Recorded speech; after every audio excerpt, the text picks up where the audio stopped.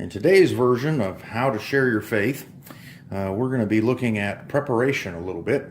Preparation is actually probably one of the most important ingredients in being effective in sharing your faith with people, because we just tend not to do it if we're not prepared.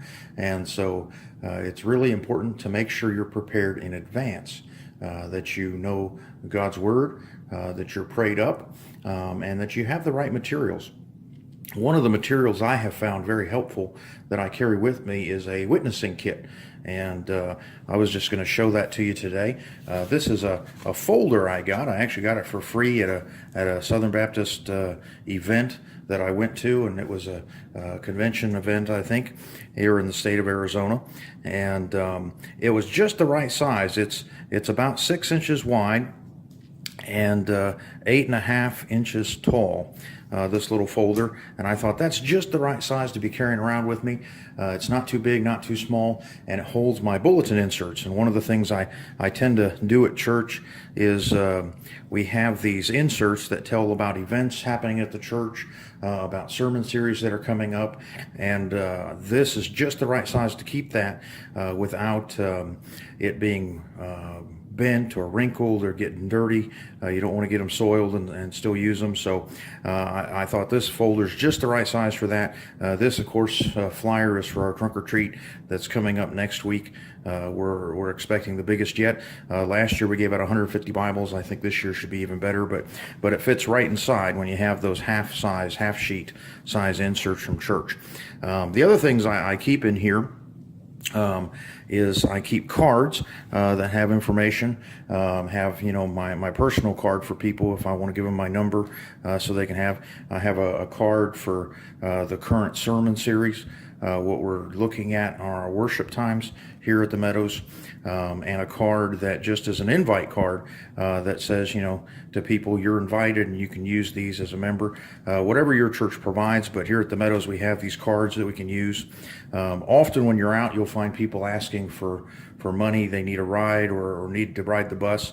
So I carry a bus pass in my kit just in case I run into that, and then I can help them without giving cash, but still make sure their need is met.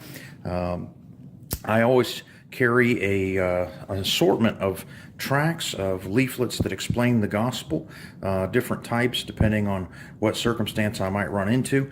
These can be good for conversation, or they can be good to hand out. You can leave them with your tip at a restaurant. I do try and carry something that's seasonal. Right now being fall, this would be my seasonal piece. If I'm in a situation where I think that would fit. And then our Bible study had been meeting at a Chinese food restaurant, and so we very deliberately got materials that were in their language so that we could witness to them and share with them. And that's actually a good plan. Whatever people groups are in your area, research that, look at that. A lot of times by the restaurants around you, you can tell this is a gospel of John and the book of Romans in Chinese. You can find out what materials would be available for those people groups. Here in the Phoenix area, there's no shortage of people groups. You can find pretty much an affinity group for any language that you want to reach. And if you can get materials for them, find a way to connect. Another thing I always carry with me is a pen. And in this case, I have a church pen. It's a little bit older one, so the service time has changed, but a church pen that I would give out to people. You'll find waitresses in particular will value pens if it has your church information on it. That's great. It's a bonus. The other thing I find about giving out pens, unlike literature, people don't tend to throw pens away. They tend to use them until the ink runs out, no matter what's written on them. And so you can get a lot of benefit out of having a pen.